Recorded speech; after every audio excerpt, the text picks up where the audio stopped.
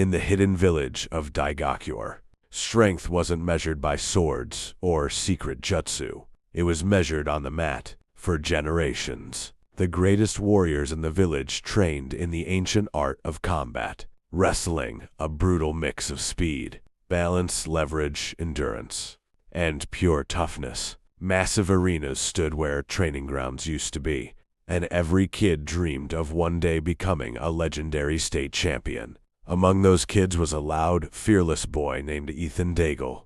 Ethan wasn't the tallest kid in the academy. He wasn't the fastest either. But there was one thing everybody knew about him. The dude never quit. Every morning before sunrise, Ethan ran through the village carrying heavy sandbags tied around his shoulders while other kids slept. He'd sprint up mountain trails, drag giant tires through mud, and practice shots on wooden dummies until his knees bled through his training pants. People thought he was crazy. "You train too hard," kids would tell him. "You'll burn yourself out." But Ethan only grinned. "Nah," he'd say, "I'm gonna be the greatest wrestler this village has ever seen." At the wrestling academy, students were divided into teams based on fighting styles. There was the Explosive Takedown Clan, famous for double-leg attacks, so fast you'd hit the ground before realizing the match started.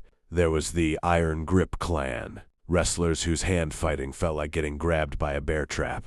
And then there was Ethan's group, Team Underdog, the team nobody respected. Their coach, Master Romero, was old and strict. People called him washed up because he trained differently.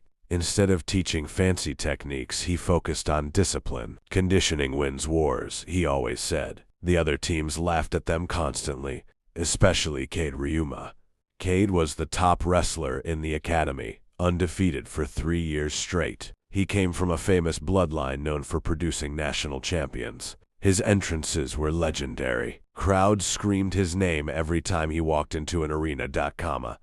And Ethan hated him immediately. Not because Cade was good, but because Cade acted like everybody else was worthless. One afternoon during sparring, Cade walked past Ethan and smirked. "You're the sandbag kid, right?" Ethan cracked his neck. "Yeah?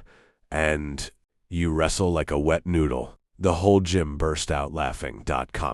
Ethan's face turned red. Coach Romero stepped between them before Ethan tackled him right there.